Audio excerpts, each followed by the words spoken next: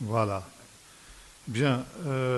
Effectivement, le thème de notre séminaire porte sur l'arc-en-ciel prophétique, c'est-à-dire l'alliance que Dieu conclut avec l'homme par sa parole prophétique. Et parmi les grands moments justement de la révélation prophétique, on trouve le roi poète et prophète qu'était David. David qui était aussi un virtuose de la harpe. Et la harpe est devenue, et dans la parole de Dieu, l'instrument prophétique par excellence.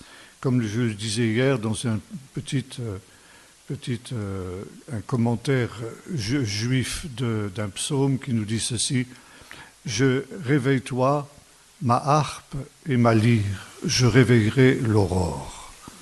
Et le commentaire nous dit ceci, que le roi David avait une harpe qu'il plaçait devant sa fenêtre tous les soirs avant de s'endormir. Et le matin, quand soufflait la brise du matin, elle venait faire vibrer les cordes de la harpe. Et il y avait des mélodies qui étaient inspirées par le Saint-Esprit, qui étaient ainsi jouées par ce vent de l'Esprit. Et David se levait, il s'asseyait devant sa fenêtre et il composait les psaumes sous l'inspiration du Saint-Esprit. Plus tard, il instituera dans le temple, qui sera ensuite construit par Salomon, des chantres qui prophétisaient au son de la harpe.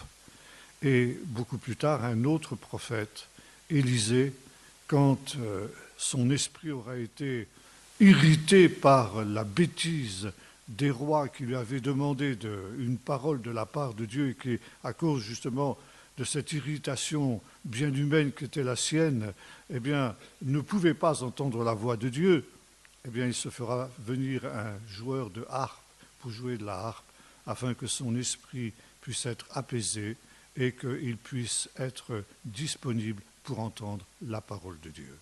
Après cela, nous entendrons la parole de Dieu, donc nous allons aussi entendre un morceau de harpe maintenant pour préparer nos cœurs à l'écoute du message du Seigneur.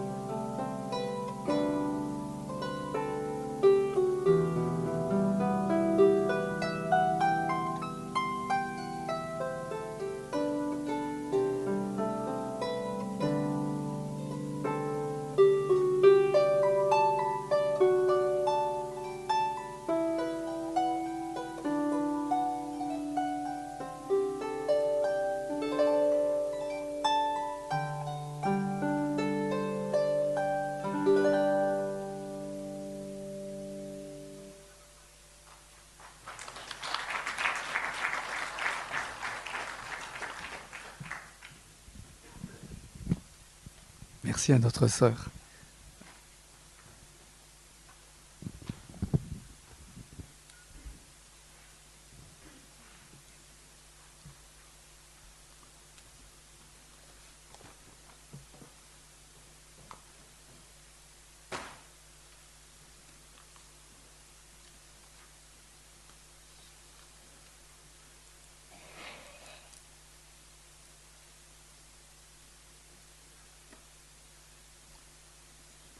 À nouveau, je pose la question, est-ce qu'on m'entend bien dans le fond? C'est pas sûr?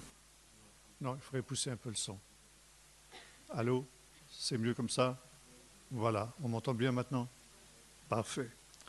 Voilà, la grâce et la paix vous sont données de la part de Dieu notre Père et de Jésus-Christ notre Seigneur.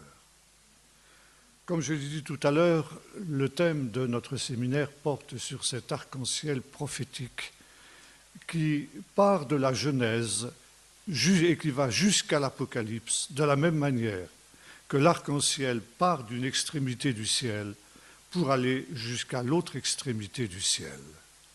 Et ceci est le signe du fait que dans un monde qui est déchu, dans un monde qui est l'objet des orages, des tempêtes qui marquent son histoire, il y a un signe de la grâce de Dieu.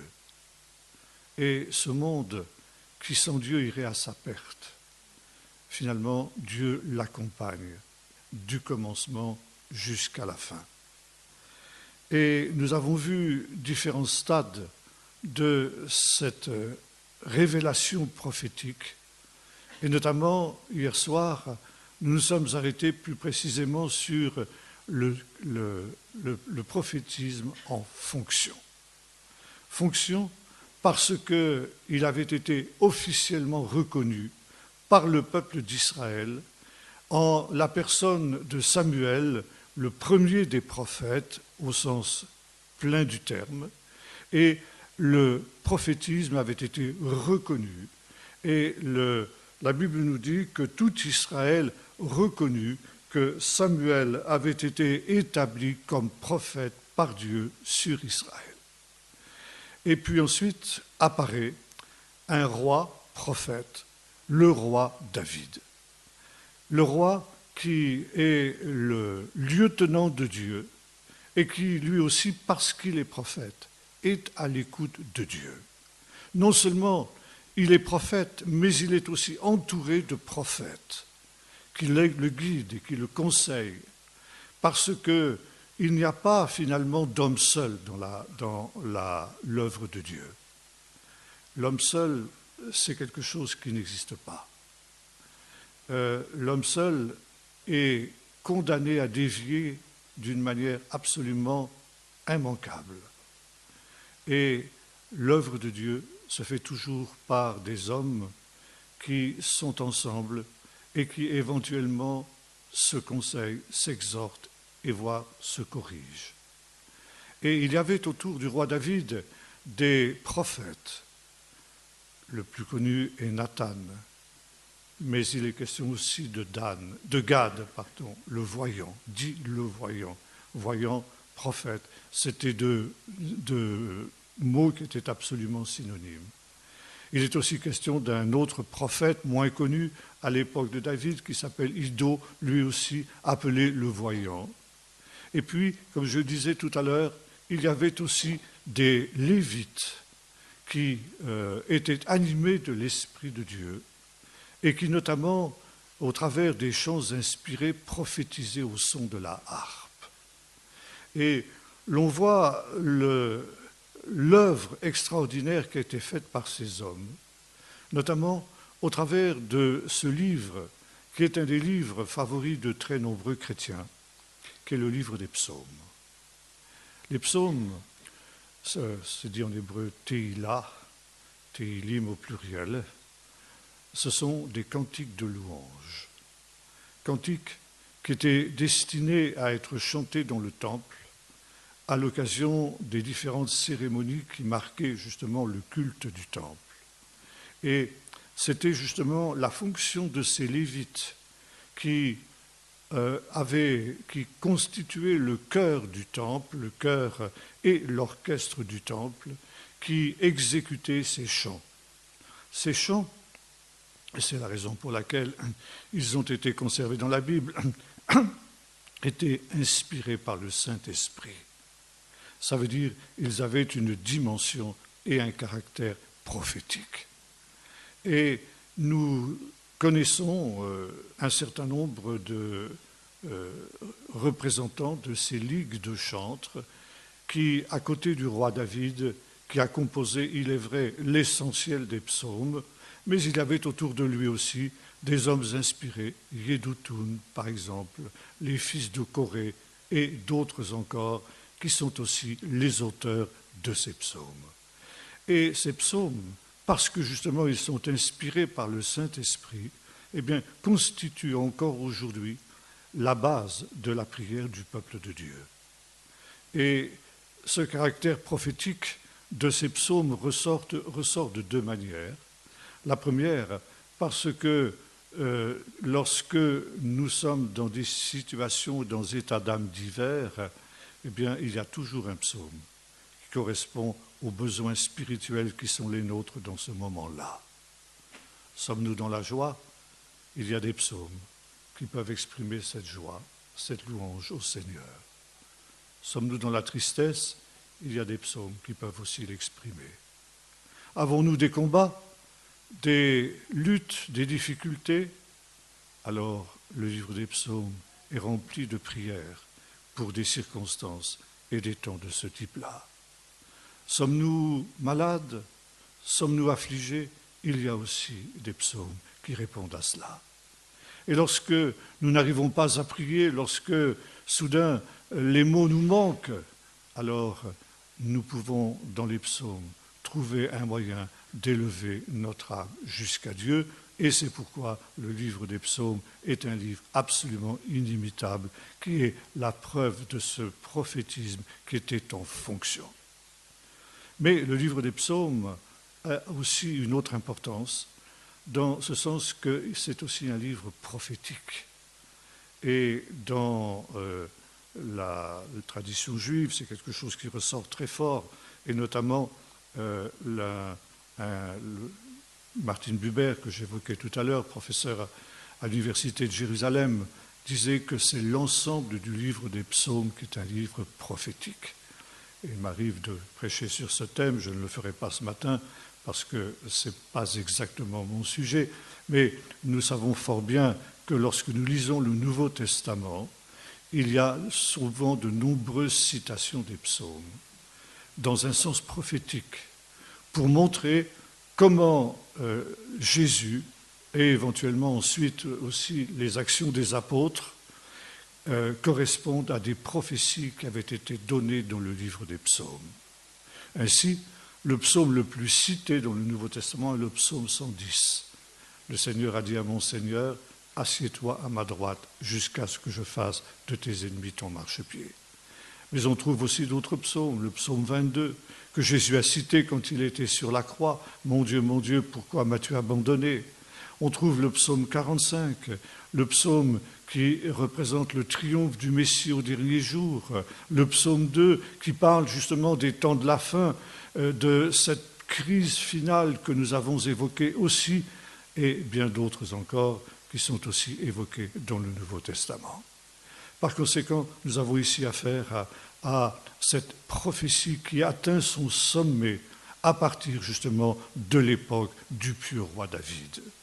Je voudrais maintenant aussi lire deux autres textes pour essayer de prolonger cette idée-là, et parce que nous allons voir que ce prophétisme en fonction eh bien, a été très vite déstabilisé.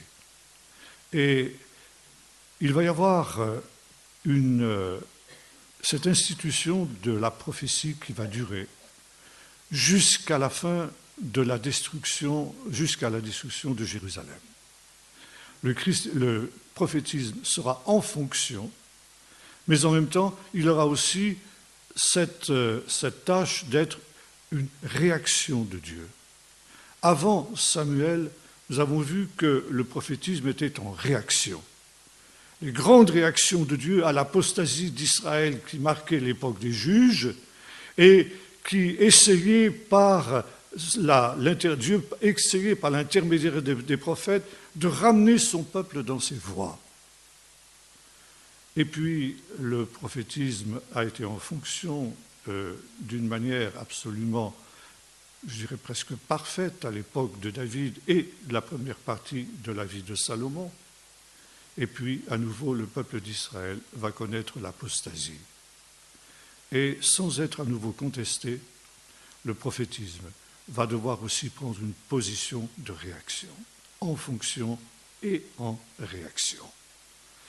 Je voudrais lire 2 textes à ce sujet-là. Le premier dans le livre du prophète Amos, le premier des prophètes écrivains, au chapitre 3 et au verset 4. Amos, chapitre 3 et verset 4. Le lion rugit dans la forêt sans avoir une proie. Le lionceau pousse-t-il des cris du fond de sa tanière sans avoir fait une capture? L'oiseau tombe-t-il dans le filet qui est à terre sans qu'il y ait un piège? Le filet s'élève-t-il du sol sans qu'il y ait rien de pris? Sonne-t-on du chauffard dans une ville sans que le peuple soit en émoi? Arrive-t-il un malheur dans une ville sans que l'Éternel en soit l'auteur? Ainsi le Seigneur l'Éternel ne fait rien sans avoir révélé son secret à ses serviteurs les prophètes.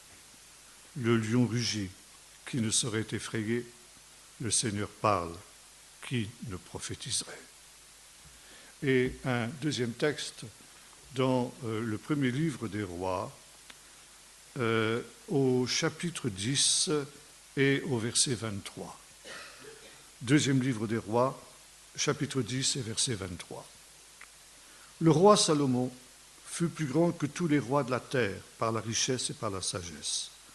Tout le monde cherchait à rencontrer Salomon pour entendre la sagesse que Dieu avait mise dans son cœur. Chacun apportait son offrande, des objets d'argent, des objets d'or, des vêtements, des armes, des aromates, des chevaux, des mulets, et il en était ainsi chaque année. Salomon rassembla des chars et des cavaliers. Il avait 1400 chars et 12 000 cavaliers qu'il dirigea dans des villes de garnison et à Jérusalem auprès du roi. Le roi rendit l'argent aussi commun à Jérusalem que les pierres, et il rendit les cèdres aussi nombreux que les sycomores qui sont dans la Shephéla. On a mené d'Égypte des chevaux à Salomon, un groupe de marchands du roi allait les prendre par groupe à un prix déterminé, un char monté d'Égypte pour 600 cycles d'argent et un cheval pour 150 cycles. Il en a mené de même avec eux pour tous les rois des Hittites et pour tous les rois de Syrie. Oui, c'est bien le prophétisme en fonction. Le prophétisme qui atteint son apogée, non seulement parce que Salomon, lui aussi, est, comme son père, un roi rempli du Saint-Esprit, mais ensuite parce qu'il est aussi rempli de l'esprit de sagesse. Et l'esprit de sagesse est aussi un esprit prophétique. Nous avons évoqué la personne de Joseph, qui était un sage, et il y a aussi un autre homme, à la fois prophète et sage, qui est évoqué dans la parole de Dieu, c'est Daniel. Et ici, il nous est dit que personne, aucun être humain dans l'histoire n'a jamais surpassé la sagesse de Salomon.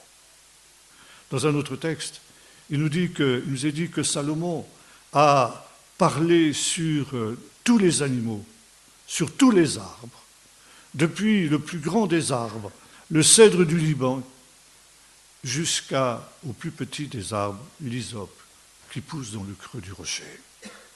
Et sa sagesse surpassait celle de tous les rois de l'Orient, celle d'un personnage mystérieux, Étan l'Ezrachite, et de tous les rois d'Égypte qui étaient réputés également pour leur sagesse. Il est dommage que nous n'ayons pas gardé toute cette littérature que Salomon a pu écrire, mais le Seigneur n'a pas pensé que c'était indispensable. Par contre, nous avons de lui des livres de sagesse, que sont les Proverbes et qu'est le livre de l'Ecclésiaste ainsi que le Cantique des Cantiques. Salomon a été rempli de cet esprit de Dieu. C'est cet esprit de sagesse et de connaissance qui ne sera surpassé que par le Messie. Et en cela, Salomon était aussi une image et un type du Messie. Salomon, son nom se dit en hébreu Shlomo, ça vient de la racine shalom, paix, que vous connaissez tous, c'est-à-dire le pacifique, l'homme de paix. Et autant son père David avait été un homme de guerre, autant Salomon, lui, avait été un homme de paix et qui avait consacré l'essentiel de son temps à réaliser des grands travaux, et notamment la construction du temple, pour faire du pays d'Israël un grand peuple, un endroit où il ferait bon vivre. Là aussi, c'était l'image du royaume de Dieu qui devait venir au temps de la fin. Et ce règne de Salomon peut nous sembler grandiose. Malheureusement, bien que ce règne avait bien commencé, il a mal fini. Il a mal fini, notamment parce que Salomon, là aussi, d'une manière difficilement compréhensible pour un homme aussi sage, eh bien, pour des raisons politiques, s'est allié avec des femmes étrangères. C'était une manière pour les rois de pratiquer une politique d'alliance que d'épouser les princesses de filles de rois étrangers. Et le problème de Salomon, bien que le Seigneur avait averti dans le livre du Deutéronome, parlant du roi qui devait venir, il dit « Il ne faudra pas qu'il prenne un grand nombre de femmes, de façon à ce que ces femmes n'entraînent pas son cœur loin des voies de Dieu. » Et pour des raisons mystérieuses, qui sont vraisemblablement l'œuvre de l'adversaire, Salomon est tombé dans ce piège. Il eut de nombreuses femmes étrangères. Et là, eh bien, a commencé ce processus qui avait été aussi celui de l'époque des juges. Nous avons vu que lorsque le peuple d'Israël, à l'époque des juges, a violé la loi de Dieu, qui lui avait dit « Tu ne prendras pas des filles étrangères pour femmes pour tes fils » et inversement, eh bien, ça a été le début de la décadence du peuple d'Israël. À nouveau, ce processus de décadence va arriver à partir du moment où Salomon va prendre ces femmes étrangères. Ces femmes, elles ne connaissent pas l'Éternel. Et elles ont leur propre divinité. Et lorsque elles arrivent à Jérusalem, elles demandent à Salomon, écoute, il faut que tu sois tolérant.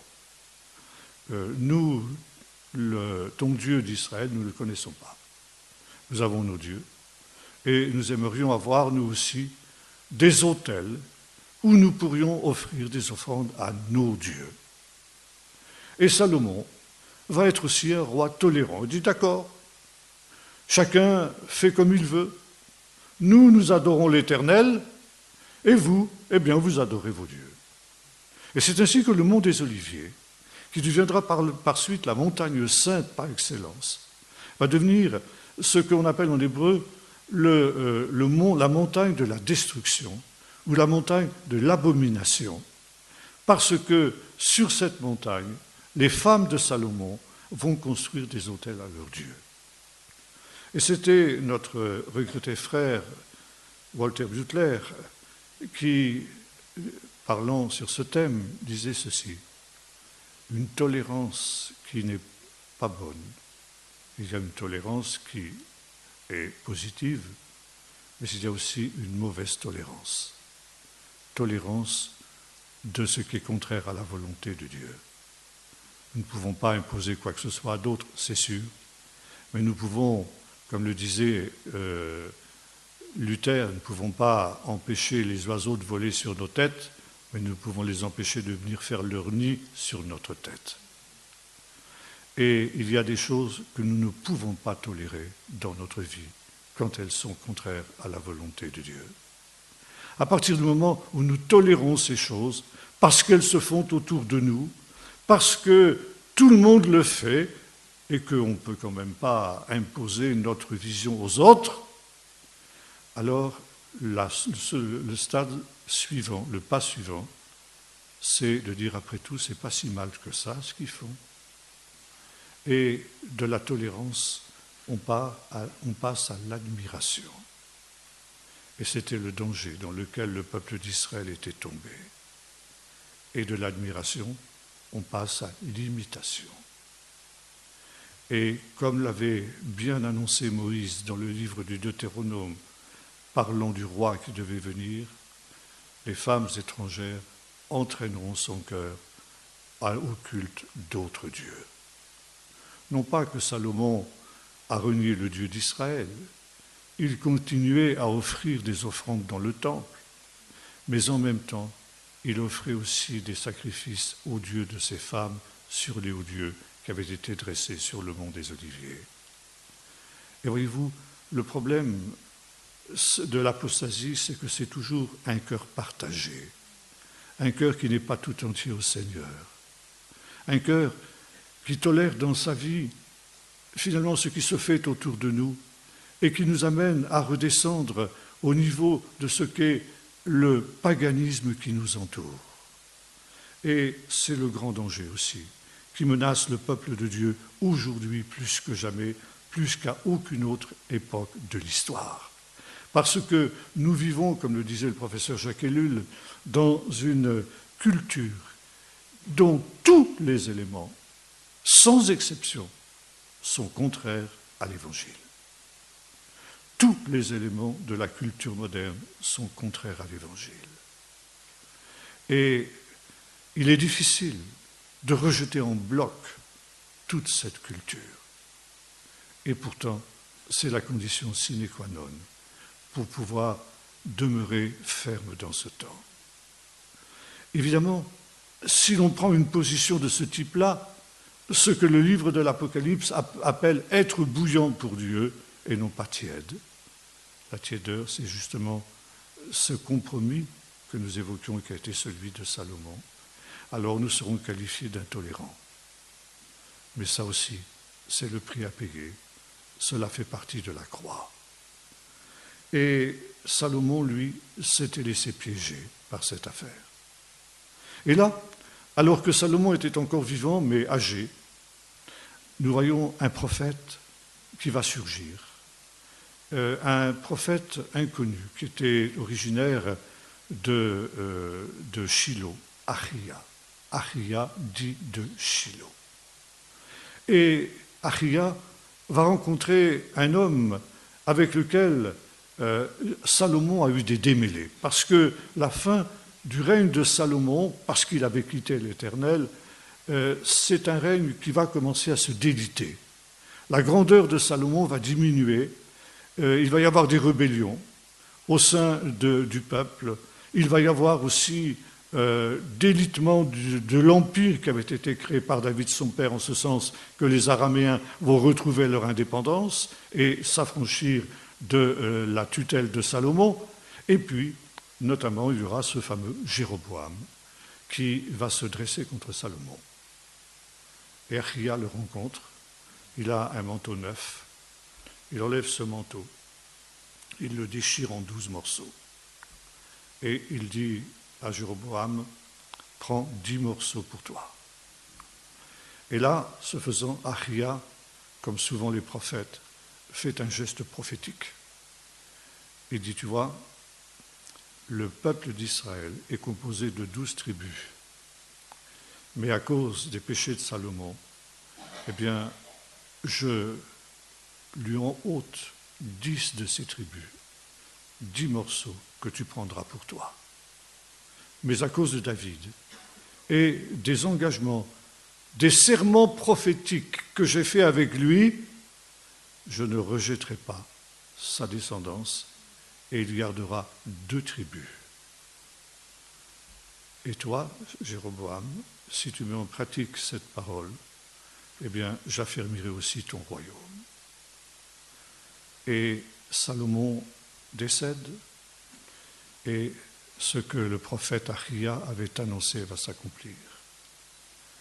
L'assemblée de Sichem se retrouve pour donner la royauté au fils de Salomon, Roboam, mais Roboam va être endurci par le Seigneur et l'affaire va mal tourner et se traduit par la division du royaume.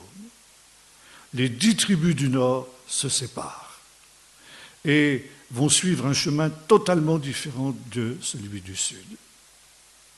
Et malheureusement, Jéroboam ne va pas suivre les enseignements de Achia de Shilo. Achia lui avait dit qu'il fallait qu'il reste fidèle au Seigneur. Mais Jéroboam va, pour des raisons politiques aussi, se détourner de la Torah du Seigneur. Et notamment, il va renouer avec ce culte du veau d'or, qui avait été celui que le peuple d'Israël avait adoré dans le désert et qui avait été la première apostasie de son histoire.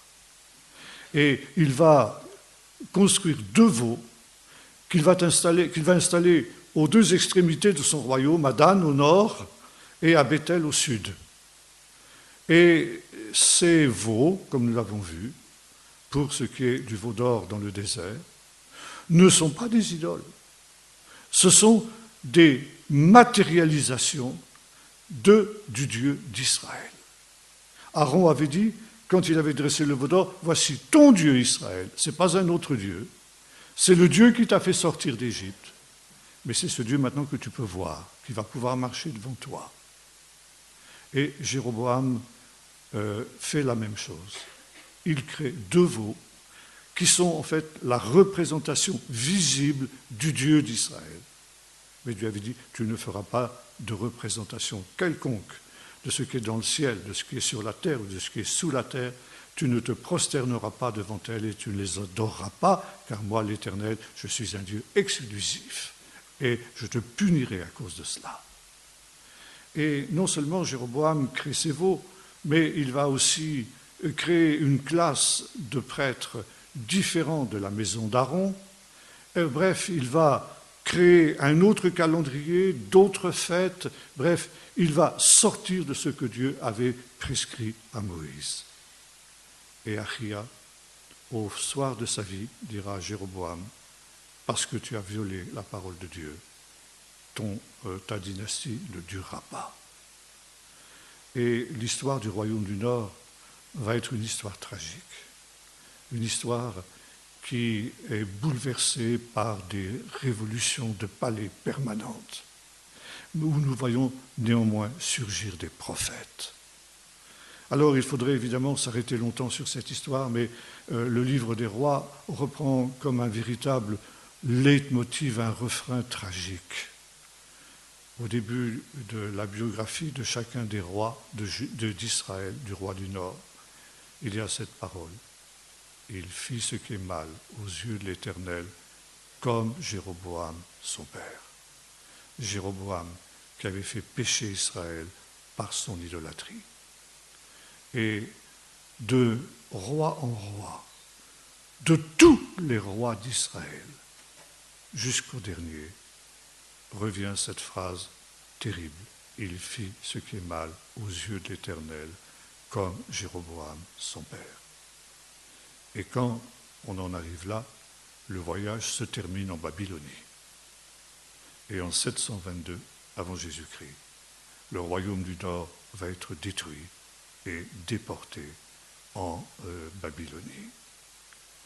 Il y a eu pourtant de grands prophètes qui ont été envoyés par le Seigneur à Israël, au royaume du Nord.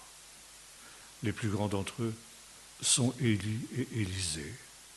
Élie apparaît comme un nouveau Moïse qui surgit et qui est véritablement un très grand prophète. Il est le second après Moïse. Et il n'est pas étonnant qu'on retrouve ensuite ces 2 personnages, Élie et Moïse, sur la montagne de la Transfiguration dans le Nouveau Testament, lorsque Jésus va se rendre à Jérusalem pour y offrir sa vie en sacrifice. Et ces 2 personnages, selon la tradition juive, accueilleront le Messie au dernier jour quand il viendra pour attester aux yeux de tout le peuple d'Israël qu'il s'agit bien du véritable Messie promis. Pendant ce temps, dans le royaume du Sud, le prophétisme reste néanmoins en fonction. Il y a eu dans le royaume du Sud de mauvais rois, mais il y a eu aussi de bons rois. Et cela parce qu'ils étaient justement appuyés par des prophètes. Et le plus grand d'entre eux a été sans conteste le prophète Ésaïe. Avant lui était surgie une nouvelle catégorie de prophètes qui étaient les prophètes écrivains. Nous avons lu tout à l'heure un texte dans le livre du prophète Amos qui est le premier de ces prophètes écrivains. Tous les prophètes qui les avaient précédés, notamment Élie et Élisée, n'ont laissé aucun écrit. Mais ces prophètes ont commencé, ou plus exactement les disciples des prophètes ont mis par écrit les paroles de ceux qui avaient été leurs maîtres. Et les deux premiers prophètes, Amos et Osée, avaient été envoyés au royaume du Nord.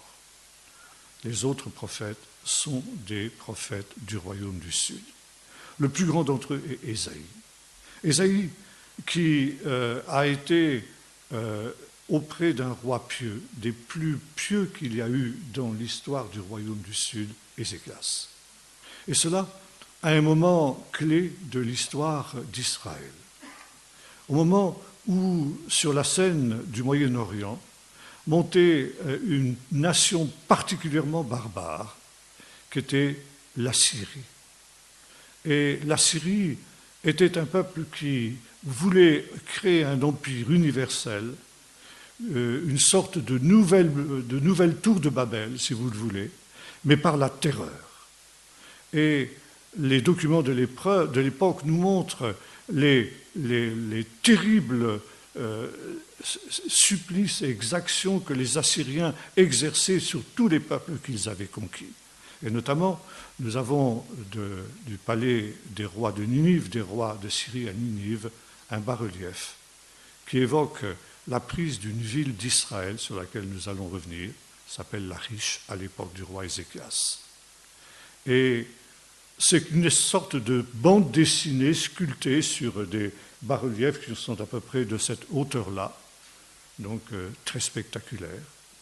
On voit le siège qui est en cours, les béliers qui sont en train de battre les murs de la ville, les archers qui sont en train de tirer, les défenseurs qui ripostent. On voit des terrasses et des tours d'assaut qui sont construites par les Assyriens. Et un peu plus loin, on voit la ville qui est tombée. Et l'on voit d'une part des captifs qui partent en exil, comme ce fut le cas pour le peuple d'Israël, avec des bagages sur leur dos, et surtout les grands, tous ceux qui ont été à la tête de la révolte contre le roi d'Assyrie, qui sont horriblement suppliciés, écorchés vifs, enduits de sel, et ensuite pendus pour dessécher au soleil sur des perches. Ce genre d'horreur, évidemment, avait pour but d'impressionner tous ceux qui auraient été tentés de se révolter contre la Syrie. Et Dieu va dire par la bouche du prophète Ésaïe, « Malheur à l'Assyrien, parce qu'il est le bâton de ma colère. J'utilise un peuple barbare pour châtier les peuples qui me sont infidèles. » Et Juda va se trouver confronté à ce peuple-là. Et notamment, le roi d'Assyrie, Sanchériv, va venir assiéger Jérusalem. Et là, un miracle va se produire. Le Seigneur va empêcher et détruire cette armée qui est venue à la suite d'un oracle prophétique.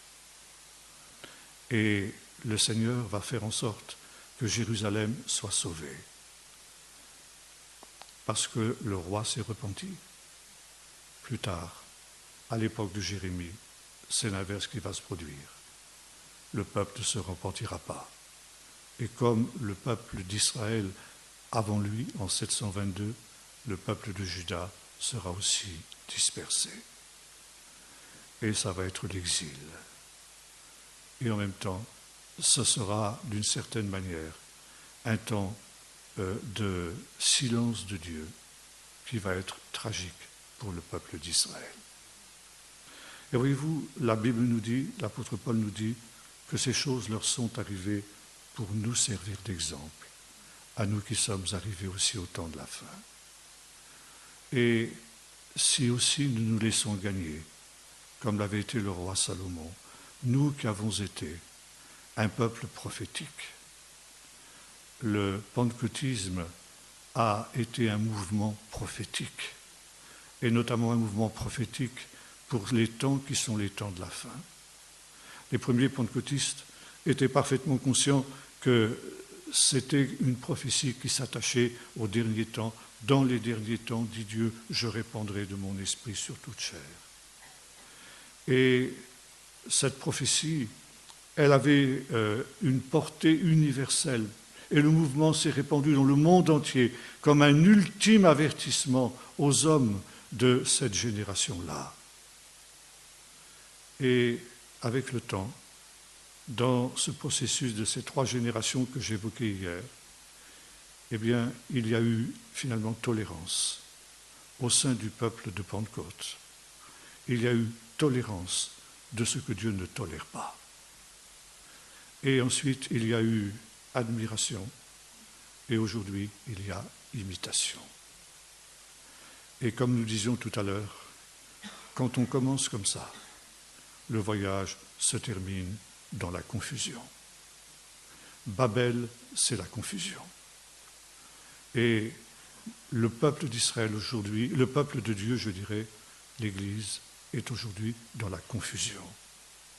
Un pasteur me disait, aujourd'hui l'Église est installée en Babylonie et elle s'y sent bien. C'est ça le drame. Cette confusion, elle est évoquée notamment dans le psaume 137, où il est dit sur les bords des fleuves de Babylone, nous étions assis et nous pleurions en nous souvenant de Sion. Et là, le peuple d'Israël était dans la honte et dans la confusion. Aujourd'hui, eh bien, le christianisme est ridiculisé. On se moque, on le rejette, et le peuple de Dieu est dans une grande confusion, souvent sans même s'en rendre compte, et finalement dans une situation qui est aussi une situation extrêmement ambiguë. Et les prophètes disaient, il y a un seul moyen de sortir de cet état, c'est la repentance. La repentance, c'est le mot-clé des prophètes. Le prophète n'est pas quelqu'un qui annonce l'avenir d'abord, mais c'est quelqu'un qui dit au peuple ceci, si vous continuez comme vous le faites, si vous continuez à ne pas prendre au sérieux la parole de Dieu, si vous continuez dans ces voies qui sont ces voies de compromis, si vous adorez l'Éternel et en même temps, comme à l'époque d'Élie, vous clochez des 2 côtés, vous adorez l'Éternel et vous adorez les Baals et les Astartés de ce temps, voilà ce qui va se passer. Jérusalem sera détruite, le temple sera rasé et vous serez amenés en exil. Mais si vous vous repentez, ça n'arrivera pas. Et les prophètes annoncent des choses difficiles pour qu'elles n'arrivent pas. Pour que le peuple de Dieu prenne conscience qu'il est encore temps pour lui de se repentir. Et Dieu fera en sorte que les choses n'arrivent pas. Le prophète Amos avait aussi vu cela dans cette vision prophétique où il était devant le trône de Dieu comme les prophètes, on l'a vu quand ils entrent au conseil de Dieu, et il voyait le Seigneur qui préparait des malheurs pour le peuple d'Israël. Et le prophète se tient, il intercède devant Dieu, dit « Seigneur, que ça n'arrive pas pour Juda, il est si faible. » Je dis « Non, ça n'arrivera pas parce que tu as intercédé. » Donc Dieu peut faire en sorte que ses desseins soient annulés, voire en tout cas au mieux reportés. Et nous nous trouvons justement dans ce temps ce temps où, comme à la fin du règne de ces rois d'Israël et des rois de Juda, le peuple de Dieu aujourd'hui est dans la confusion. Et le message prophétique de Dieu à son Église aujourd'hui est le même que celui des prophètes. Repentez-vous, revenez, détournez-vous de vos mauvaises voies, ôtez les dieux étrangers qui sont au milieu de vous, cessez de pactiser avec les coutumes des nations qui vous entourent et revenez à l'Éternel de tout votre cœur. C'est une voie étroite, difficile. C'est une voie où vous serez incompris, où vous serez calomnié, où vous serez rejeté. Mais comme nous disions hier, citant le sermon sur la montagne, c'est ainsi qu'on a persécuté les prophètes qui étaient avant vous. Le propre des prophètes, c'est qu'ils étaient sans compromis. Le motto des prophètes qu'on trouve chez Élie, par exemple, était celui-ci: sainteté à l'Éternel. Sainteté totale, sans aucune confusion, sans aucun compromis, sans aucune tolérance pour le péché. Et c'est la condition pour pouvoir tenir ferme. Le Seigneur changera-t-il ses plans pour son Église, pour le monde? Lui seul le sait.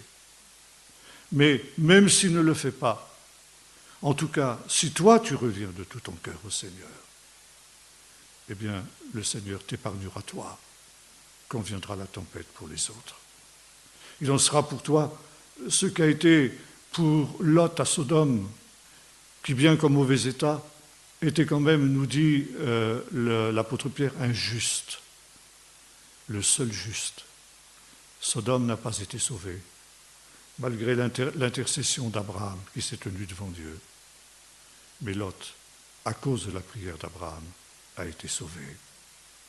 Et si dans ce temps, les jugements de Dieu devaient s'abattre, comme ils se sont abattus sur le peuple d'Israël à la fin de cette période de ce que l'on appelle le premier temple, eh bien, les justes, les rares justes qui pourront subsister, seront mis au large, seront mis à part. La Bible nous dit que Dieu sait épargner de l'épreuve les hommes pieux et réserver pour le châtiment ceux qui se sont détournés de lui.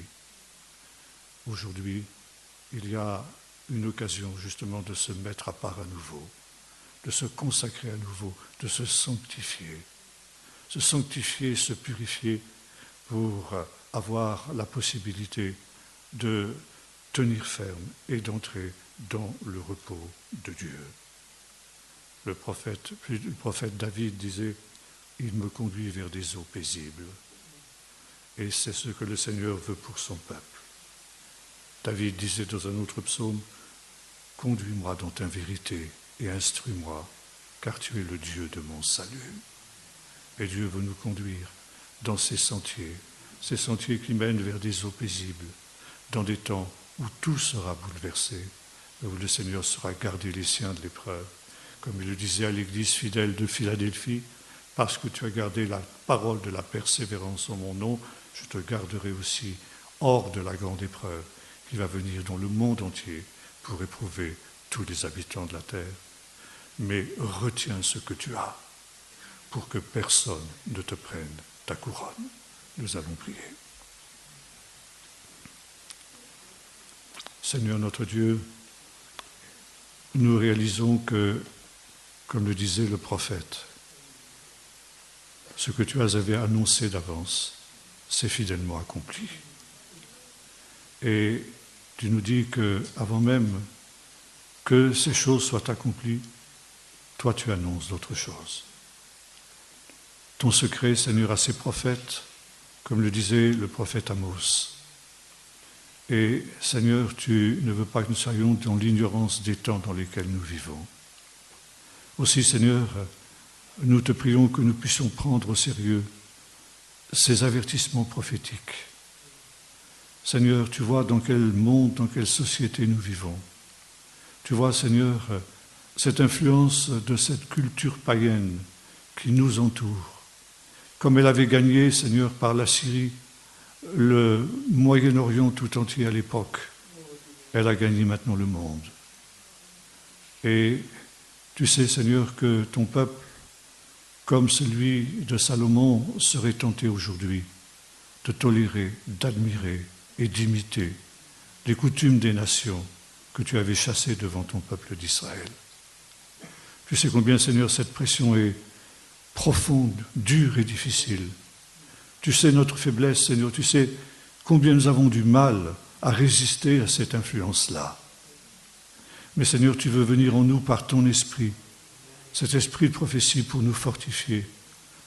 Seigneur, pour nous rendre, comme tu l'avais dit à ton serviteur Jérémie, comme une muraille de fer, que tu veux endurcir notre front pour qu'il s'oppose à leur front, que tu rendes notre front aussi dur que le diamant, Seigneur, pour qu'alors même qu'ils nous fassent la guerre, ils ne nous vainquent pas, comme ils n'avaient pas réussi à vaincre tes serviteurs. Seigneur, rends-nous inébranlables en toi. Nous réalisons que de nous-mêmes, nous ne sommes rien, nous ne pouvons rien. Mais nous croyons, Seigneur, que toi, tu peux nous rendre inébranlables, comme tu avais rendu inébranlable cette église de Philadelphie.